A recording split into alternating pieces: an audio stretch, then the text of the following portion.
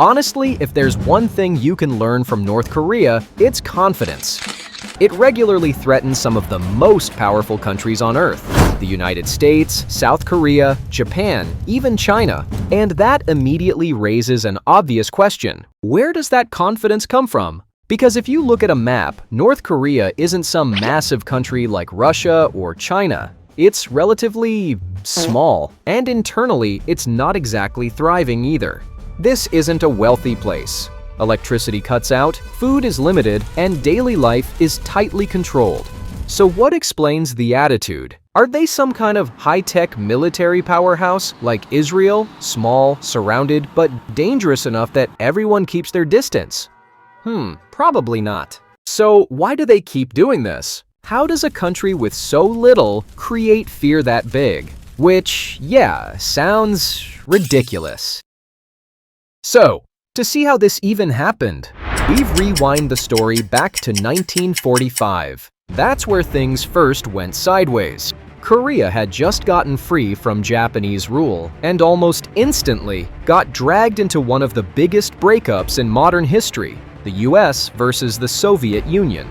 After World War II, Korea, one country for thousands of years, was suddenly split in half. Not by Koreans, but by two superpowers who barely knew the place.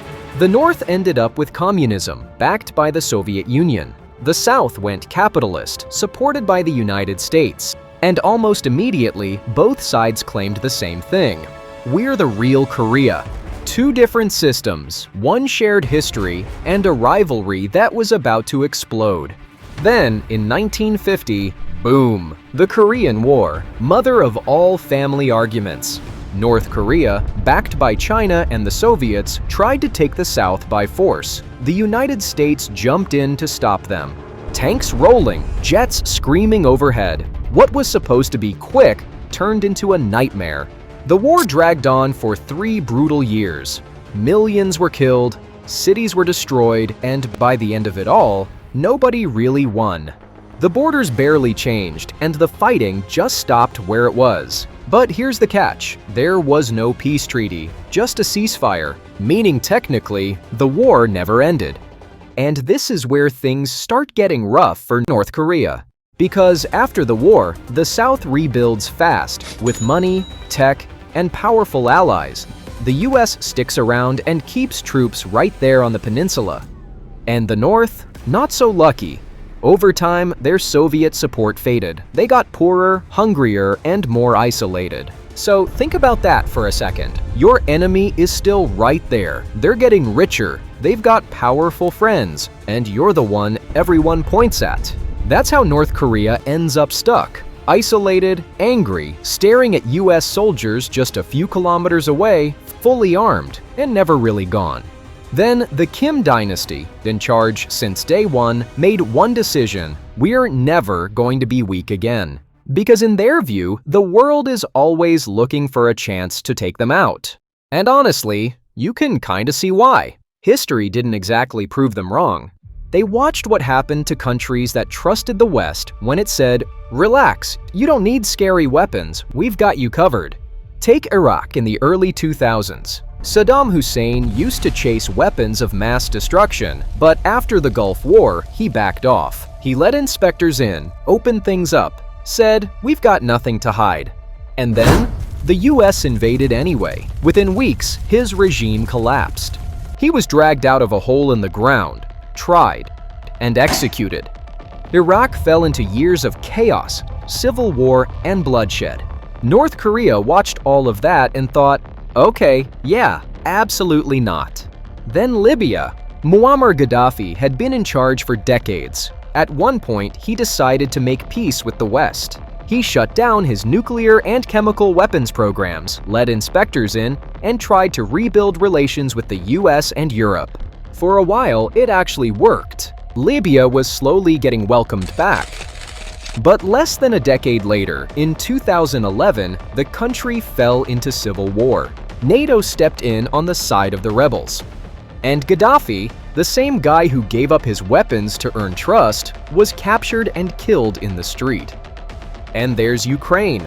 They actually had the third largest nuclear arsenal in the world after the Soviet Union collapsed. They gave up all those nukes in exchange for security guarantees from the West, mainly the US and the UK, along with Russia signing the deal too. Then in 2014, Russia rolls in and takes Crimea. And the West? They protested, added sanctions, but didn't send troops or stop the invasion. North Korea looks at that and goes, "Wow, these promises are terrible, do not recommend." So the Kim family kind of took notes. From where they were sitting, the pattern was pretty clear. Give up your weapons, you get speeches and promises. Keep them, and suddenly everyone's polite. So they didn't change course. And from that point on, one thing mattered more than anything else: the military. Not the economy, not living standards, not fixing daily life. Just the army. They even have a name for it: Songun. It basically means army first. Before food, before comfort, before everything. But despite all that, North Korea doesn't actually buy its own hype. They know they're not some high-tech military powerhouse, no shiny tech, no massive economy backing them up. A lot of their gear is old, like Cold War-era Soviet-designed stuff. Some of it barely runs. In a straight-up modern war? Yeah, they know how that ends. Which is why this was never about fighting. It was about making everyone hesitate. That hesitation is the real weapon. One launch and phones start ringing. One threat and the cameras turn on. And just like that, decision-making slows to a crawl. Nothing moves without North Korea being part of the conversation. And inside the country, this matters a lot. Because when food runs low, when the lights cut out, when daily life feels heavy, the regime doesn't talk about fixing any of that. They change the subject. They turn on the TV and point outward. They say, "Look at them. They're watching us. They're scared of us." And once you frame it like that, people stop asking about food. Now it's just, who's out to get us? And honestly, that's been the strategy the whole time. You don't need life to get better. You just need people to feel threatened. Missiles turn into distractions. Every launch turns into proof. And all that noise, that's the game. And yeah, weirdly enough, it works. The US figured that out the hard way. Back in 1968, North Korea literally captured a US Navy ship, not a fishing boat, a US military vessel. The crew was held for almost a year, and the US didn't fire back, didn't escalate, just negotiated quietly. And after that, if you pay attention, North Korea never really stopped doing things that force careful responses.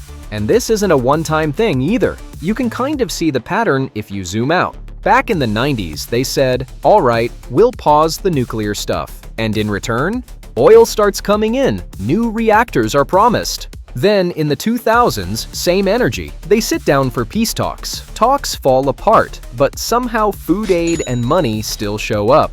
And then 2018 happens. Kim Jong-un walks into a meeting with Trump. Cameras everywhere, handshakes, headlines. For a country that's supposed to be isolated, that's not nothing. But honestly, none of these moves can work unless the big guys just let it happen. So that leads to the obvious question.